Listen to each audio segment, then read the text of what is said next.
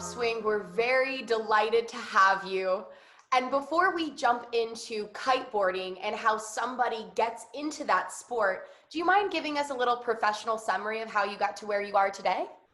Sure. Yeah. Thank you for the opportunity. I'm excited to be on. And yeah, so a little background. I started off a professional ski racer when I was younger, grew up in Colorado. My life was skiing. We had a fishing lodge in Alaska.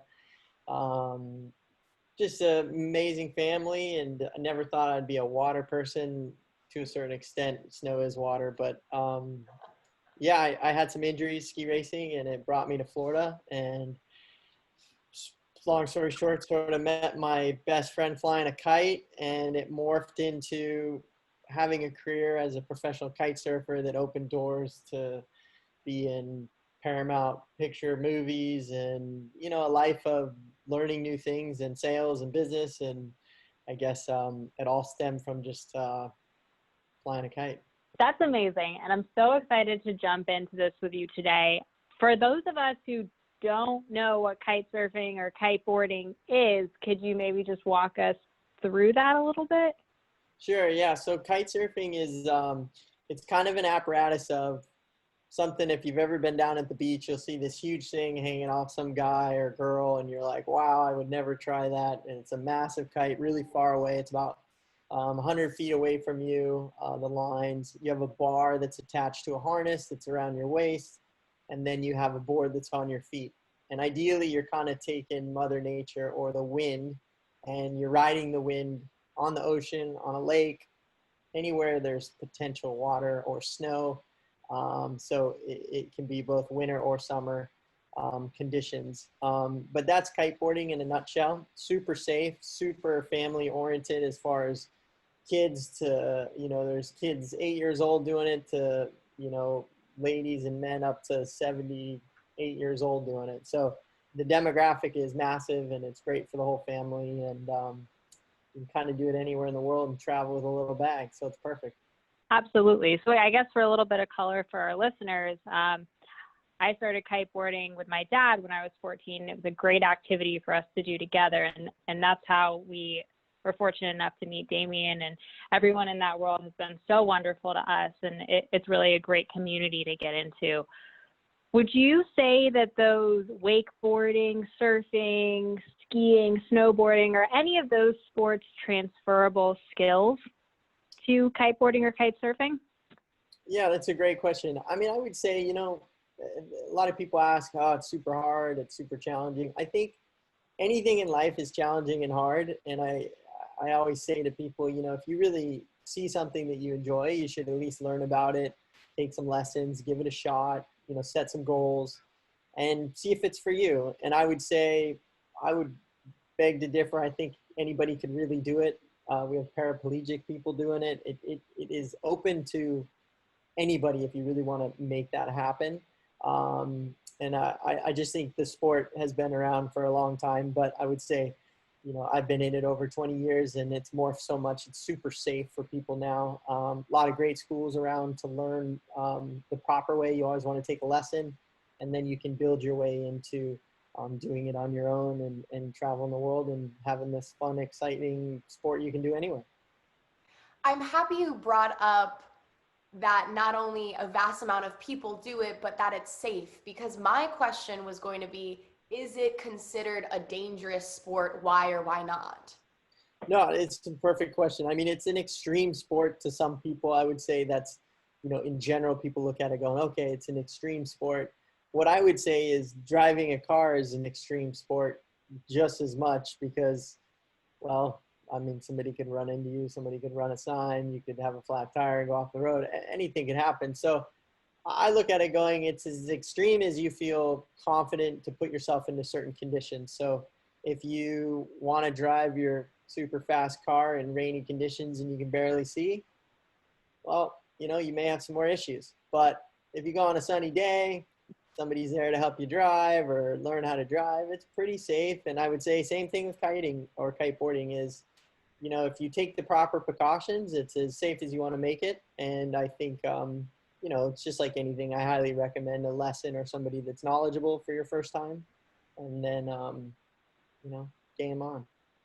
And when somebody gets into kite surfing, kiteboarding, kite surfing, it's interchangeable, correct? Correct. Yeah, it's just kind of two different words. It's kiteboarding would be more of like a twin tip, which is foot straps on. Kite surfing would be more of a surfboard and you're riding waves, but in reality, it means the same thing. Thank you for Yeah. diving into that because I was not certain.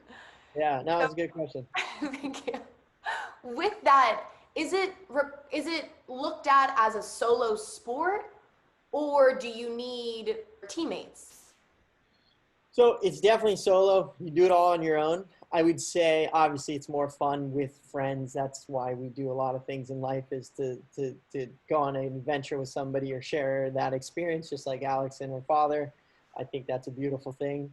But I would say what's kind of special about kite surfing is, you know, there's a lot of big corporate companies that go out and they play golf, and that was their way of like kind of work in business and, you know, interacting and community and some form of business. Kite surfing has kind of played that role as well, because it kind of targets that anywhere from 40 to 65-year-old demographic very well, and gives them that opportunity to collaborate and go on, you know, kite functions or meet up and go kiting. And it becomes this like more extreme side and very unique, makes you kind of, you know, you're this kite surfer extreme guy in your corporate world of business. So I would say that really has, you know, branched out. We have Richard Branson kiteboarding and a lot of people like that that have kind of, I would say, taken it to that level. But it's just a safe sport that anybody can do. And I think that's why it's taking off, or why it's so successful. And I'm glad we touched on safety. Could you walk us through some kind of key things to remember when we're talking about safety? So when we're talking about safety with the wind and the kite, safety on the water, and safety with pedestrians and people around you, are there any rules that you want to highlight that we should be following? Yeah, I mean, I would say your best bet is always, like I said before, you know, you want to take a lesson your first time, know your local area, get in touch with whoever it is. Just look online. There's plenty of information in every area and proper rules and regulations. And then when you're there, make sure to ask the locals and find out what's going on. What are their rules and regulations? Maybe they've changed recently. And that's like the most respectful thing you could do with any sport or anything, in my opinion, because every place I've traveled around the world, there's somewhat different rules in some areas, and you want to respect it because maybe it's different in your hometown versus in Hawaii or in Spain or in Greece. And so I would say, you know, always do your due diligence to just make sure if somebody's there kiting, ask them and make sure you're doing it right. I would say as far as safety goes, I would say, you know, all the kites right now have these quick release systems, which is a bar. You have a bar in your hand and you're allowed to, if there's an issue, you can punch out, and it completely takes all the power out of your kite, which you learn in your safety lessons. And I would say, you know, it's pretty much a home run for safety as far as being able to kill the power or stop it. And that is mainly the big scare is, what if I do something wrong and it takes me away? Well, in reality, it's pretty hard for it to take you away if you know your safeties. And so I would say that lesson is key. There's plenty of information online. You can watch tons of YouTube videos and kind of almost, you know, get a good knowledge of it before your lesson.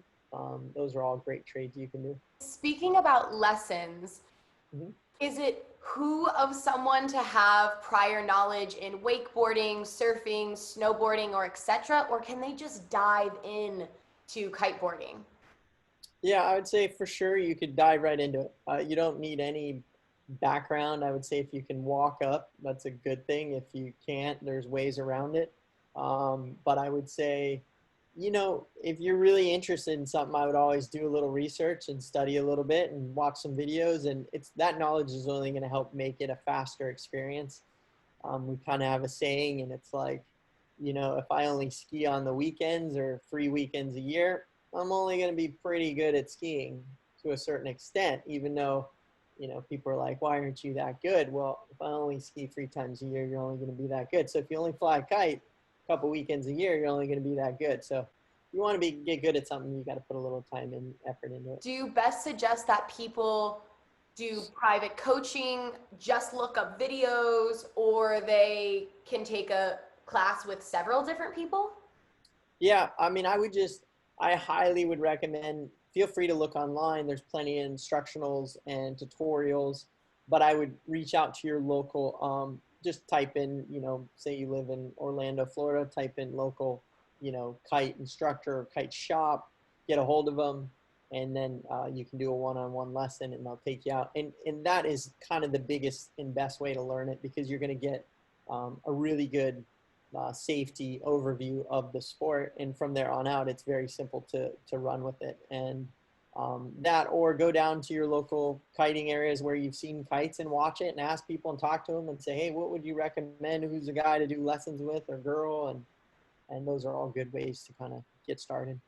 Through your experience, do you have any specific people that you would suggest somebody looks into, and or any specific coaches that you think are the best? Ooh, wow, that's a big question. I mean, there's so many good instructors out there. There's, I would just say it depends on where you are. If you're in, Miami, Adventure Sports Miami has some great spots. I mean, you got Good Breeze Kiteboarding and Cocoa Beach. You got Jupiter Kiteboarding and Jupiter. You got West Coast. Truly, there's people everywhere.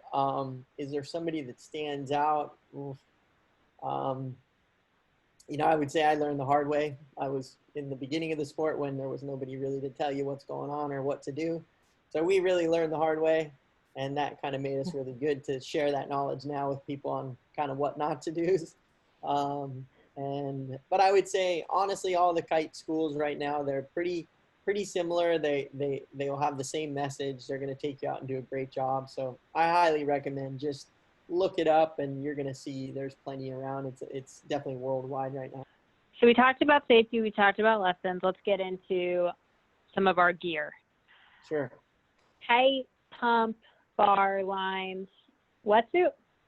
Am I missing anything? Well, that's about right.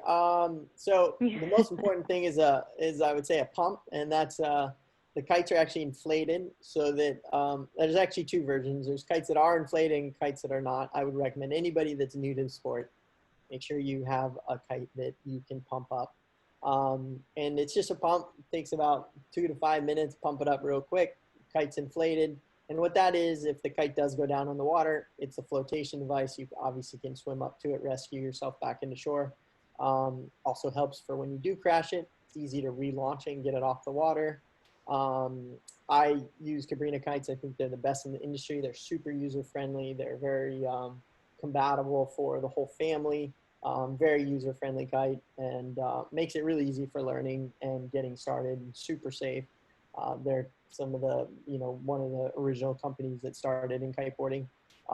But I would say, yeah, you'll have a, pretty much a bar, a kite, a pump, a board, and I would say, depending on where you are, West Coast or East Coast, wetsuits, dry suits, and that's it. In Florida, obviously, we're pretty lucky. We can wear tops or nothing. But I would say there's two sides of it. There's also snow side of kiting, so you can actually ride a snowboard or skis, and you can do it in places like Alaska and Wyoming and Colorado and truly anywhere there's snow, Michigan. And so I would say now you want more of a snow outfit. Helmets are optional for people. I would recommend it if you're learning. I'd say in the water it's a little bit controversial, mainly because you have a lot of weight on your head. So, when you do tap the water, sometimes that's a little heavy. But I would say a helmet's not going to hurt anybody in general. So I'd recommend it. I'm going to jump in real quick. Do you mind giving us the brand name again? Yeah, Cabrini Kite. Thank you. Yep. So how much should I expect to spend on a Cabrini kite for my first setup? Yeah, that's a good question. I would say you can get into the sport, I'd say anywhere from $1,500 all the way up to $2,500, and you're going to have it for years, and you're going to have the time of your life. And just depending on what you get, there's, different margins or different prices on kites. In general, there's last year's kites, there's everything online. I mean, nowadays prices, can be all over the map, but I would say in general, spend a couple $1,000s and you're going to have the greatest thing for your family. And you'll have maybe a couple different kites for different wind conditions. And I can tell you, once you get one, you're going to get more. What would a kind of a standard quiver look like? So a perfect standard quiver for a beginner, in my opinion, if I'm living in lighter wind conditions, so lighter winds to us in kite surfing would be, I would say, 15 knots or less, or 20 miles an hour and less. That's pretty light or lighter conditions for kite surfing. I would say you would want to get maybe a 15 contra from Cabrina kites, and then you would want maybe, say, a 12-meter switchblade. And the difference there is one's a little bigger, 15-meter, one's a little smaller, 12-meter. And the difference there is obviously when it's lighter, you want the bigger kite. When it's windier, you want to go a little bit smaller. It kind of depends on the person's size as well, because if I'm really small, I may not need as much kite. So it kind of depends on the individual. But I would say if you're like clueless and you don't know what to do and you want to get one kite, the best size that most everybody recommends is a 12-meter. And then I'd recommend a bigger board. Bigger board's just going to make you more efficient on the water and make your learning time a little bit quicker. And then when I say a bigger board, a board like 140 to 150, that's going to give you just a lot more quicker learning curve. Yeah. What is a quiver? A quiver. Quiver. What is a quiver? Yeah, it's a good question. Quiver is kind of like if I was going to go to the beach and I got my quiver of toys, it's going to be like, you know, beach chairs and beach balls. And so it's like a quiver. It's like a bunch of things you bring with you. So in kite surfing, they say, what's your quiver? Which means I have, we'll call it a 7-meter for high winds, a 12-meter for medium, and a 15 for light winds. So there's my quiver. So that's a perfect quiver. You can have 2 kite quivers. You can have 3 kite quivers. Everybody starts with a 1 kite quiver usually because they're only like, okay, let me just see if this is good. So Perfect. I like quiver though. Can that be like our next brand name? yeah, you guys just created a new one. Quiver. Boom. So I'm glad we touched on boards because I think there's a particular style that you are exceptionally knowledgeable about. Could you talk to me a little bit about foiling? Yeah, so foiling is it's a new movement that is definitely hitting the world hard right now. When I say new, it's been around 35, 40 years. It's been around a really long time. Foiling has, it probably longer than that. It's been around a really long time. It just never caught on. And there's a few people doing it around the world. And I'd say within the past 7 years, it kind of just exploded. And I definitely was lucky to be on the forefront of it and kind of saw some potential with it. And we've run with it for sure. I remember actually the time that there was 2 people in the United States doing it that I can remember when I first started competing. And at the time I was very good in the sport. And these 2 guys, one in California and another guy in Hawaii, sort of. And you just didn't see much of it. And I remember racing in France, and there was like 120 people in the race. And I won the first race. And the second race, there was like 2 guys on foils, and we rounded the first mark. And I just see them like go by me like with no effort. And I'm like, every muscle in my body, I'm trying as hard as I can. I'm sweating like crazy. And these guys are like they could have been eating a sandwich riding by me. Like, hey, what's up? Like, hey, you want to have a conversation? And I was like, man, there is something to these foils. Like, why is it that easy for him? And I'm going as hard as I can. And I was on a different type of board. So that's when I kind of saw that there was potential for something special. So I came back to the States, connected with Lift Foils, which is out of Puerto Rico. They started manufacturing, making foils for kite surfing in the United States. And then it just went worldwide. And then Lift Foils just expanded and went through the roof. And everybody started making foils. And Lift came up with an electric foil, which makes it even easier for people because you have a hand remote. It's electric, battery powered. Stand on it and go. It's a beautiful thing. So that's I highly recommend if somebody's learning or wants to learn how to foil. Man, the e-foil is the easiest way to learn how to foil. I would say kiting on foils and surfing and SUP and all these new morphs of foiling is, they all take a little bit of work to learn, but incredibly fun. If somebody's getting into it and they're getting their gear, should they rent or buy? Is there insurance with either one? Yeah, that's a good question. So I'd highly recommend go visit a shop. They're going to supply you the gear and take you out and do a lesson. So what's nice is you get to experience a lesson with not your gear. You get to rent it, use it, that they supply it when they take you out and do the lesson. So you get the experience first. Then with their knowledge, they're going to be able to guide you on what's the proper sizing for you in the areas you live in. If you live in Hawaii, it's going to be a lot windier, so you may need smaller kites. If you're in Florida, it can be a little bit lighter, so you may want some bigger kites. Usually your first lesson is really nice because they supply everything to give you the experience, and that's the way I'd recommend to learn how to kite surf.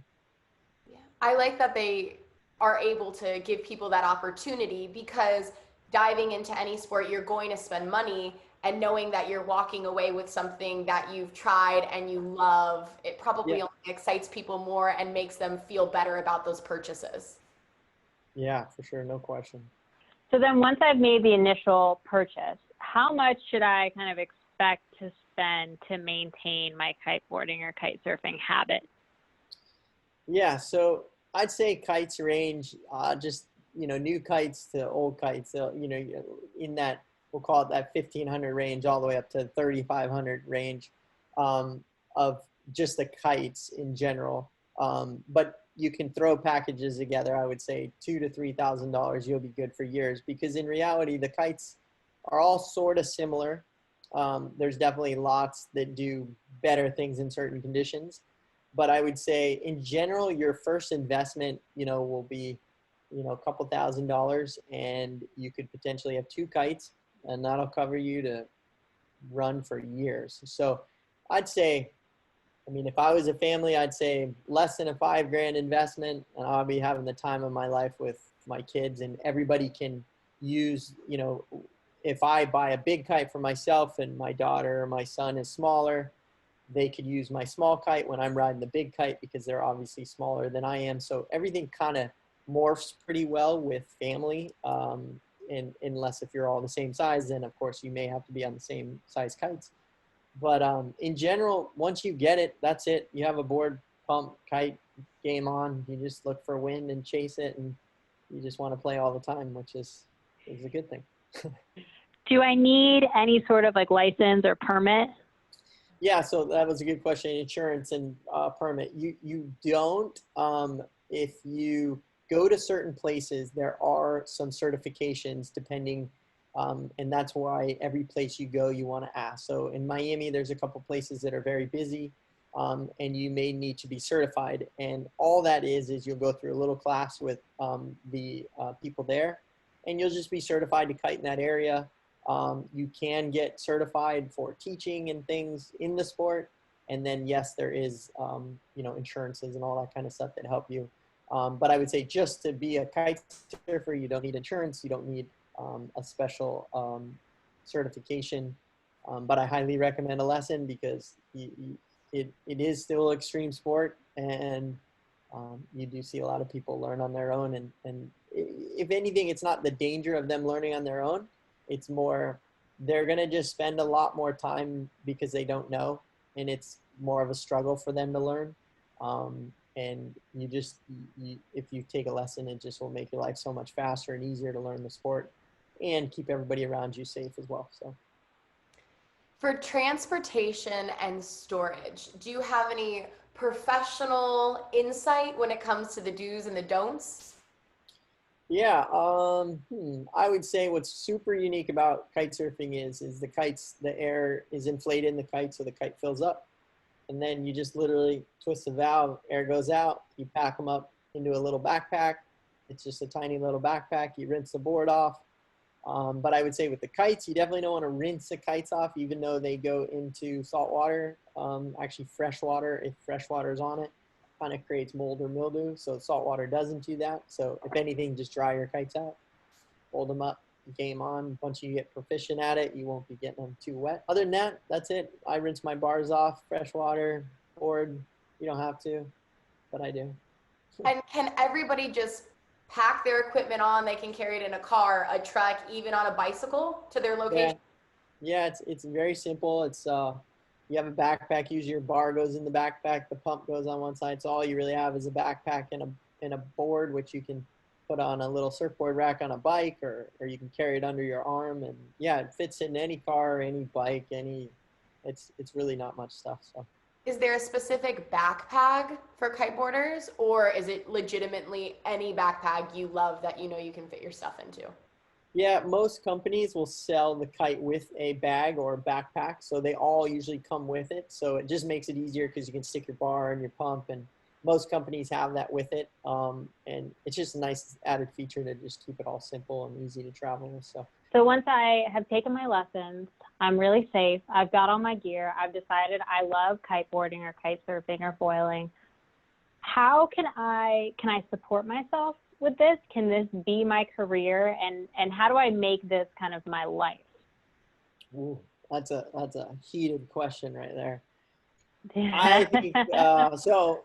I was very lucky. I made a career out of it. I became world champion. I won many things. You know, but I would say all those accomplishments, um, you know, it really comes down to if you really like something and you're really driven and you want to learn it, if you get good at your craft, you will 100% be good at it. And so I would say, I would ask the person if they're interested, I would say, you know, can you make a career out of basket weaving? 100%. Look, if you really love it, you can do it, you can create it, you got to vision it, you got to go after it. So kite surfing, I would say, yeah, I've made a career out of it. Is it easy to make a career out of it? I think it's just as hard as anything else. You got to work hard for it. Doesn't mean if you're good, you're going to be just given everything and have sponsors. You got to treat people right and represent the brands properly and know how to market yourself and market them and help their companies. So that's kind of how sponsorships come involved, is more just being a good person, representing and sharing the sport in a positive way. For sure, being good helps. Winning stuff helps, but I would say the people that think if they're just winning, you're only going to last a couple of years because there's always somebody better coming down the pipeline. So it's more than that. It's creating, you know, some niche that helps you with your sponsors, and working with your sponsors and opening their doors to maybe branch more people with their product. That's kind of how you would grow and be successful as I would say, as any athlete.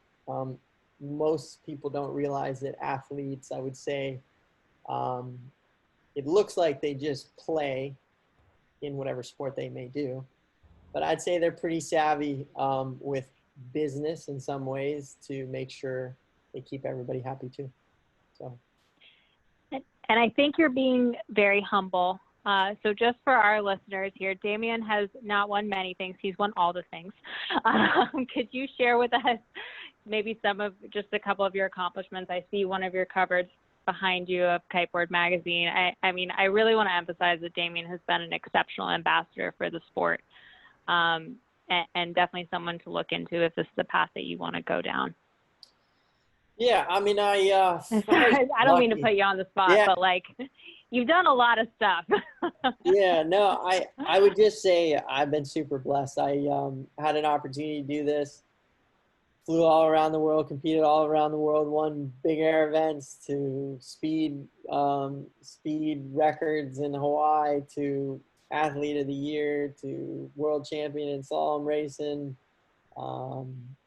Yeah, I opened doors like being on Baywatch and working on Paramount Pictures. But what's super cool is I was driven off of the new, just challenges, I guess. So for me, I never burn out in the sport because a lot of people just do one trade. So kite surfing, what's neat about kite surfing is there's freestyle, there's big air, there's wave riding, there's wake style, there's snow kiting, there's speed, there's racing, there's course racing, there's plenty of aspects, and each person enjoys certain sides of it. And for me, I always started with freestyle, which most people do, um, and I just morphed with whatever was a new challenge for me. So that was exciting for me because you never know what you're capable of until you really go after it and set some goals and see what happens. So I've been very lucky because I kind of morphed around and tried different aspects in the sport more because I want to challenge myself and see if I could do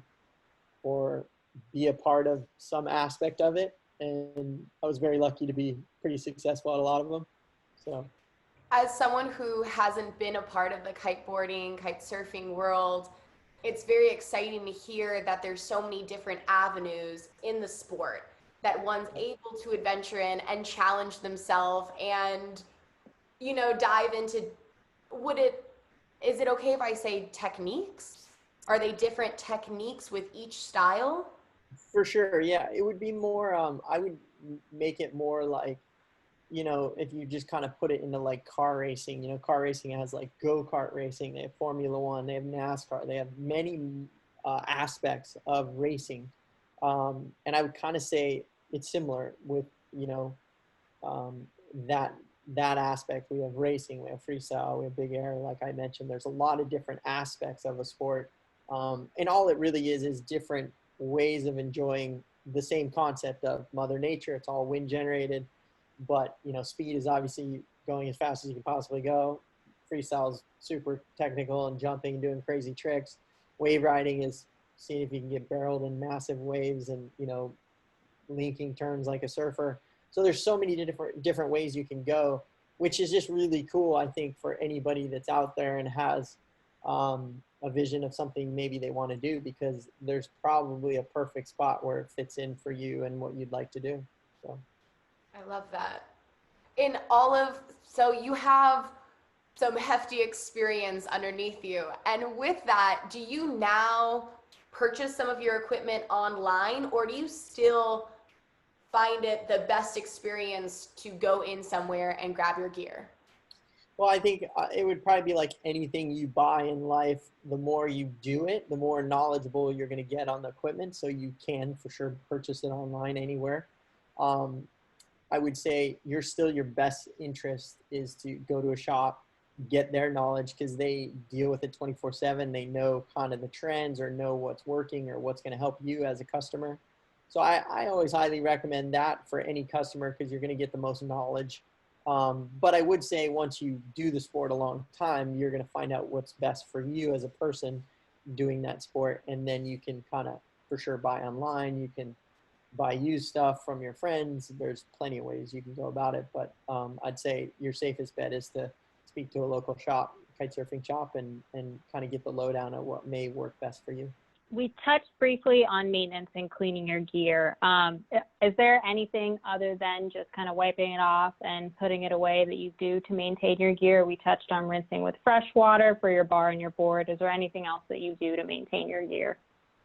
No, I would say, you know, it's funny. It's, you know, it's really, all the kites are really high end Dacron and they have coating on them. So they try to repel, making it not last as long. And I would say, man, kites these days last years. And that's incredible because, you're buying something, you know, it's a little spendy, but what you get out of it and how many days you get to use it is just insane. It's incredible. But I would say, realistically, I would just say if your kite's wet, make sure to dry it off. I wouldn't rinse it with fresh water. That's just the biggest one, I would say. As long as it's dry and you fold it up nicely and put it in the backpack, you're good to go. I'd say lines, always just make sure your lines are not knotted. You don't want any frays in the line. Of course, that's not a good thing, but lines these days are very, very strong and for sure overmade just to make it safe for everybody. Other than that, that's about it. Boards just sits on your feet with foot straps and make sure the screws are tight and game on. What happens if I break something? Like, can I fix it myself? Do I have to take it to a shop? Yeah. What do I do? No, that's a good question. So ideally, when you're new to the sport, I would say, you're going to be kiting with people most of the time or kiting with other people. They'll probably have somebody that knows how to sew it or fix it. Usually the shops will do it for you. And you can just pay a small fee and have your kite fixed or have something fixed or have them readjust your lines or fix your lines. I think as you get more savvy and knowledgeable, for sure all the info is online. You could figure out how to replace a line or maybe even sew your kite. There's a lot of opportunities there, but I would say your safest bet is always just go straight back to the shop, and they're going to treat you and help you with all the service. As a professional athlete, are there certain or essential muscle groups that you find benefit you most in working out for kiteboarding? Yeah, I would say the neat thing about kite surfing is it's kind of it's a full body workout. So it's more core, I would say. You're using your arms by steering the kite. You're using your legs because you're kind of leveraging against it and standing on your legs. But, your core is kind of flexed because you're steering everything. So as far as just staying in shape, I think, for me, yeah, when I was training, for sure, I did everything possible to get good at my craft at the time, and I would hang a bar from a tree and do all sorts of handle passes from it, just hanging from a tree. And my thought was, if I couldn't be on the water and I was hanging off this bar, well, that's kind of like being on the water. So I'm just putting more time in on it, and for sure that made me stronger and learned a lot of spins and things that were very technical. But I would say in general, I would say you don't need much. You just need to go out there and give it a shot. It's not super hard. You have a harness, so you're just holding the bar. You're not hanging on for dear life, even though it looks that way. You're attached to it, and if anything, you're just guiding it. But I would say it's a full body workout, and I would say it's achievable to anybody. I'm happy you said that you're not holding on for dear life, because I was thinking in my head, would I have to work on some grip strength, and not just my core and full body, but do I need my fingertips to, be ready for something like that? But you're saying it's not that strenuous. No, I mean, it's, your first times you're going to be gripped on like it's your last, walk in life. But it's like anything, I mean, you'll pass that first little stage of little unsureness, but I think that goes away pretty quick. You did mention being with a trainer. Are there any specific online workouts that you would recommend, or any trainers that you find would benefit somebody who wants to jump into the kiteboarding world?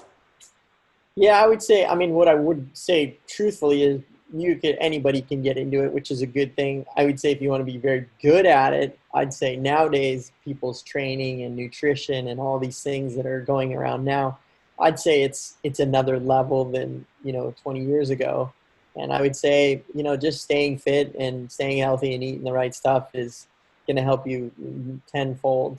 But as far as trainers go, I would just say I think if you keep your body in eat moderate things in moderation, and you can kind of do everything as long as you stay a little active. And I think yoga is super awesome. I highly recommend yoga for people, and a lot of kids are like, yoga, that's not for me. And I'd say at a young age I started doing yoga just because I was so stiff, and to me I didn't even think of it as yoga really. I just thought of it as more stretching, and then it became you become more, if anything, I could crash harder and I wouldn't get hurt. So as a professional athlete, like, how do you fuel your body?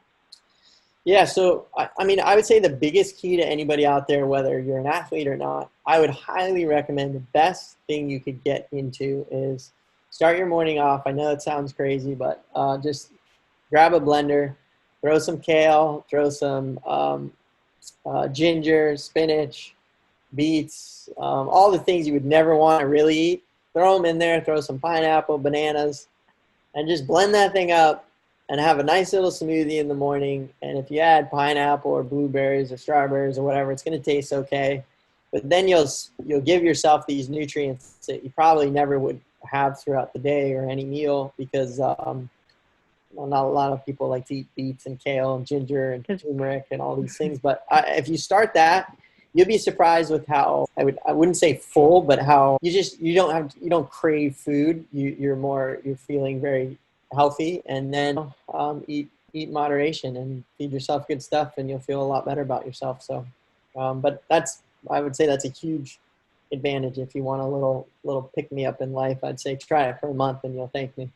I'm going to go ahead and start doing that. I like eating beets and kale by themselves, but I have never Yeah. blended them up together, so I'll have to do that.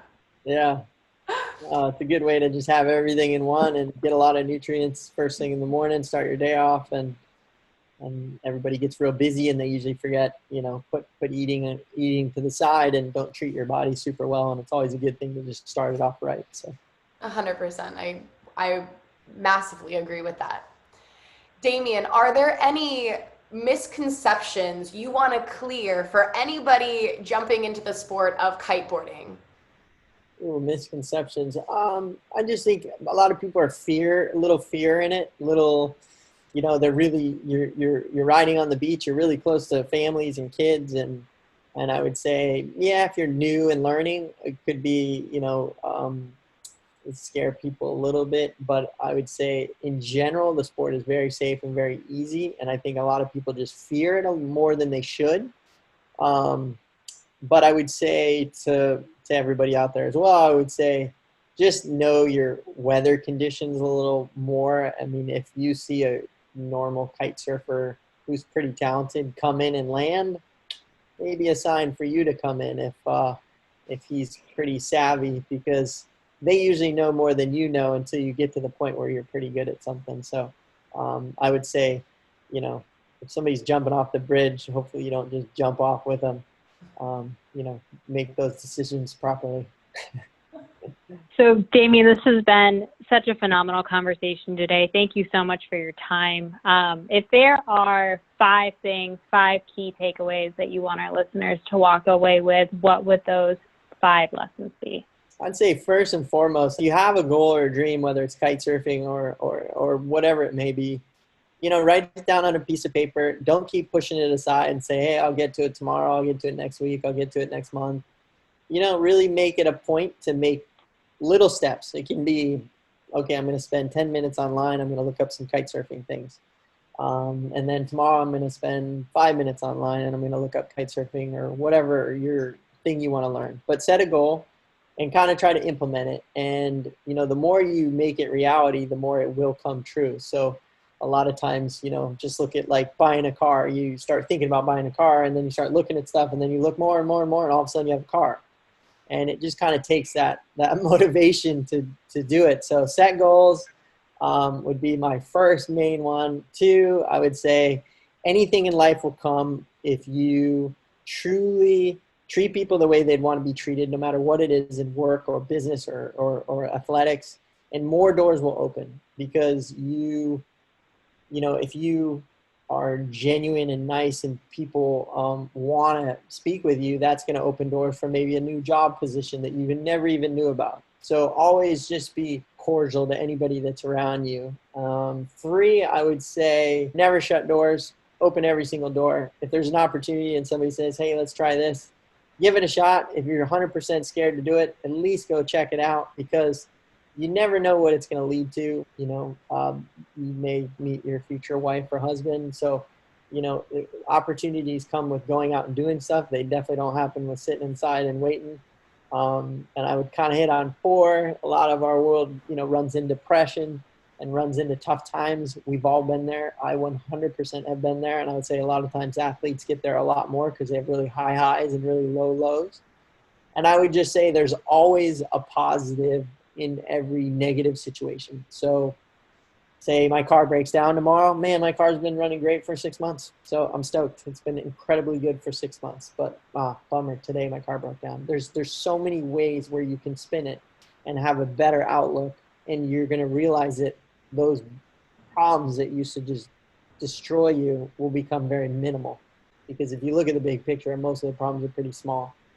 My 5th, I would end with, love the ones closest to you, treat them the way you'd want to be treated, and make sure you hold them tight, because we don't know when our time's up. You don't know when their time's up. So you just want to make sure you put the time in to spend and enjoy the moment. Don't get lost in, oh, I got this work in my brain, but I'm with this person and it's great. I always see them, but be with them, and then go back to that focus of work or stress or whatever you're worried about. A lot of times we get really drawn away from that moment, and if you stay in the moment with whoever it may be, then you'll never look back on it and have guilt or so always be present. I guess is what I would say. Damien, you've given us more than just your professional point of view and how one gets into kiteboarding. Thank you for such, impactful words and your point of view and a seamless execution on how somebody can dive into your sport. It's been a wonderful opportunity speaking to you and having you on Upswing. So thank you very, very much. Oh, it's an honor, and I'm super grateful. I've been given a second chance in life, and if there's ever a way to relay it back, it's a great sport. It's absolutely, people will love it. But even if not, hopefully everybody goes out there and just shares a message of positivity, because we got a lot of negativity out there, and we can change that. So